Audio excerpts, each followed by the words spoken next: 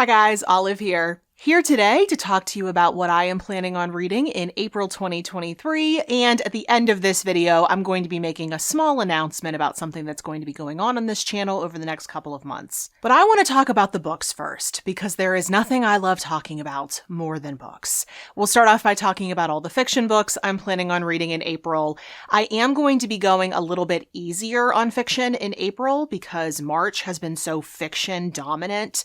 I've been mainly reading a lot of mystery novels for March Mystery Madness, so I want to pivot and read a little bit more nonfiction in April, but there are a few novels I want to read, and one of those is Mother Country by Irina Rain. I got this book at an author event here in Pittsburgh a number of years ago. I'm feeling pretty badly that I haven't read this book yet. That plus the fact that I am trying to clear off some shelf space on my fiction shelf here in my reading room, trying to read more of the fiction books that I own. Those two things combined made me feel like it was about the right time to pick up this novel. This is about a Ukrainian mother who comes to the United States, but she's forced to leave her daughter behind. And once she's in the United States, she starts working several jobs, trying to earn the money to bring her daughter over, all the while worrying about her daughter's safety. I'm also planning to keep going with my unofficial mini project, I guess you could call it, of reading recommendations that the Storygraph app makes for me. I have a Plus membership with them. If you input a bunch of keywords, buzzwords, they spit out recommendations for you based on those words. And I'm really interested to see if they can point me in the direction of some novels that I love this year. Because I read a lot of duds when left to my own devices, frankly. I am not all that good at picking out novels for myself. I read a lot of ones that I don't like, and I want to read more novels that I love. So one of the ones they suggested for me that I'm going to take them up on during the month of April is Briefly a Delicious Life by Nell Stevens. This is apparently about a teenage ghost who falls in love with the writer George Sand. I had seen this book before the Storygraph recommended it to me. It wasn't the first time I was seeing it in my recommendations list, but I wasn't sure that I even wanted to add this one to my to-read shelf because I've had a very mixed experience with this author thus far. I've read both of her memoirs. I really liked The Victorian and the Romantic, but then the other one, Bleecker House, was a disaster. And so I just wasn't sure I wanted to take a risk with a work of fiction from her, especially since Bleecker House had a really weird, unsuccessful fiction component to it. So I just wasn't sure. But I have heard a lot of good buzz about this, and now the Storygraph is also recommending it to me. So I'm rolling the dice. The last novel that I'm planning to read in April is one that I selected for myself, but I actually have some confidence in this selection. I'm pretty sure I'm going to like this one because it's from an author who I just love. It's called A Thread of Grace by Mary Doria Russell. This is a work of historical fiction in which we follow a Jewish father-daughter pair who flee from 1943 Germany for Italy, only to find the situation in Italy a whole lot less peaceful than they imagined. I just mentioned this in my latest anticipated releases video, but I am not normally a World War II historical fiction kind of gal. I find it a little bit overdone.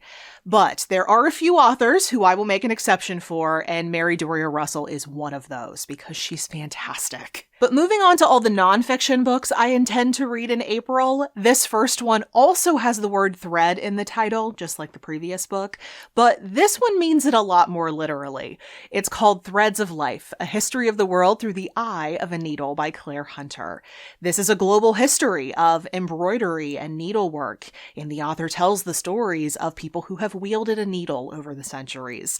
April is the month where I start to say goodbye to some of the indoorsy activities that I enjoy throughout the winter. The weather is starting to improve, and so I can start doing more things outside.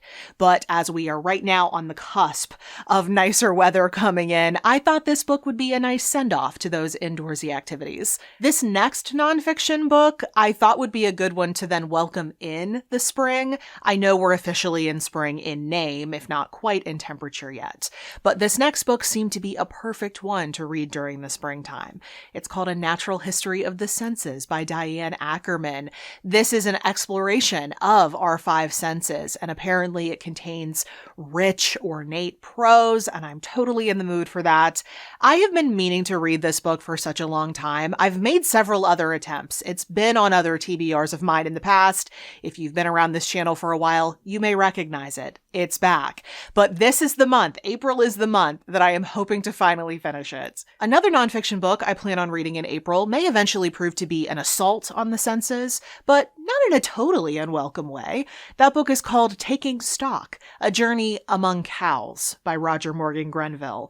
This is a memoir in which the author discusses his experience taking a job as a part-time worker on a beef cattle farm as a 61-year-old with no prior experience. It's funny because I've kind of accidentally become a Roger Morgan Grenville devotee over the years.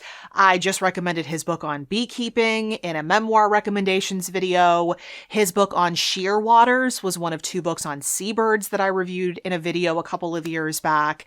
I just really love his sense of humor and his presence on the page. So when I saw he had a new book out, I knew I needed to read it. Another book that deals with natural history that I selected for the springtime as I start to get my garden ready is one of the 23 nonfiction books I made a video about wanting to read in 2023. It's The Botany of Desire by Michael Pollan. In this book, the author discusses the mutually beneficial relationship between humans and domesticated plants over the centuries. I've heard so many good things about this. I can't wait to read it. Then the other book off of that 23 nonfiction books I want to read in 2023 list that I will be picking up in April is Inheritance by Dani Shapiro. This is the author's story of discovering that the man she believed was her biological father actually wasn't, and she found this out through taking one of those Ancestry.com type DNA tests.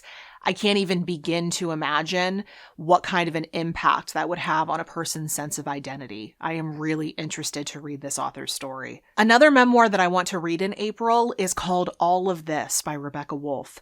This is the author's account of losing her husband to cancer, except she was planning on leaving him before he was diagnosed.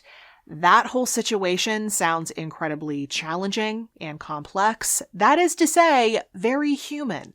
I'm very curious to see what this is going to be like. There is one more memoir on this TBR, and it's actually going to be a new release in April. It's called You Could Make This Place Beautiful by Maggie Smith. This is by a poet, and apparently in this book she uses vignettes to discuss the dissolution of her marriage. I have had an amazing track record reading memoirs written by poets. They seem to always be impossibly beautiful because of what the author can do with language. So I'm really hoping to love this one as much as I've loved those other memoirs that I've read. But now what I'm going to do is pick my random selection off of my grander TBR for the month of April. If you've never seen me do this, what I do is go to my to-read shelf on Goodreads. I sort that embarrassing number of books by number, and then I use a random number generator to select 3 options of books. Now, those 3 options all need to be books that I can possibly read during the month of April. So they can't be new releases that aren't out yet. They can't be out of print books that I couldn't possibly get my hands on. They need to be viable options. So then once I have those 3 random options, I pick one of them to read during the month. I've got my laptop here so I can find my options. Option number 1 is Wise Children by Angela Carter. Okay, option number 2 is technically an upcoming release, but it comes out during the month of April. So I'm actually going to keep this as one of my options. It's A Wing and a Prayer, The Race to Save Our Vanishing Birds by Anders and Beverly Gyllenhaal. And option number 3 is The Children Act by Ian McEwan. Looking at my 2 fiction options here, they're not the worst options. The Wise Children I own, so that would help me in my goal to read more of my own fiction books and clear off some shelf space. And the McEwan, I am hoping at some point in the future to go back and read through all of his backlist. It would be really fun to do an author spotlight on him someday. But I think because March was so fiction dominant and I really want to shift my focus to nonfiction during April, I'm just not feeling the pull toward either of them. And then there's also the fact that I'm wearing a bird shirt today and a bird book that just so happens to come out in April showed up as one of my 3 options. It feels way too meant to be to disregard it. So I'm going to go with A Wing and a Prayer. Okay, now that I've officially talked about everything I am planning on reading during the month of April, I can move on and make that small announcement that I promised you at the start of this video. If you were here on my channel around this time last year, then you may remember that I slowed down a little bit on uploading during the months of April and May, and I'm planning to do the same thing this year. I will still be around. I'm still going to be uploading sporadically, mainly on Sundays since that's my main uploading day. But I'm just not going to be around quite as much. I'm going to take a little bit of a break. I know I am very likely not the only YouTuber you watch, so I say all of this not because I think everyone is going to notice or care, especially because I am still going to be around, just not quite as frequently, but I know that I have been fairly consistent on this channel over the past 8 years. I can't believe I am working up toward a decade on this channel, but because I've been so consistent, I have been uploading pretty much every Sunday for about 8 years. I didn't want anyone to worry if those uploads weren't popping up as normal. I know it can sometimes ring some alarm bells for viewers when YouTubers that they are used to watching at certain points during the week don't upload. And I don't want anyone to worry. Just because I am missing a Sunday here or there over April and May does not mean anything's wrong. I'm fine. Everything's fine. I just want to take a little bit of a breather. I want to work in my garden. I've got some very big projects in my garden to work on. It's going to take a lot of my time and my energy, but I also just want to spend some time with my friends and family. I want to get a little bit of time to myself. It'll be nice to take a breather, and that way I can go into the summer feeling refreshed.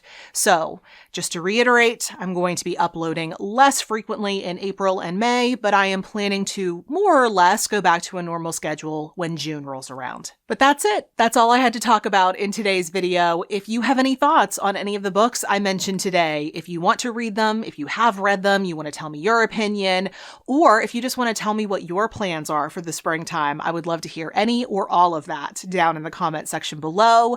Any books that I mentioned today will be linked in the description box below for your clicking convenience. If you're on a mobile device, just tap the title of this video and that box will open up for you. And at the bottom of that exact same description box, you'll see links to everywhere you can find me around the internets, like Goodreads, Instagram, the Story Graph. I'm still going to be posting on my social media when I'm on my little mini break, so make sure we're connected there if you want to keep in touch. Thank you so much for watching. I hope you're having a wonderful day, and I will see you in the next video. Bye.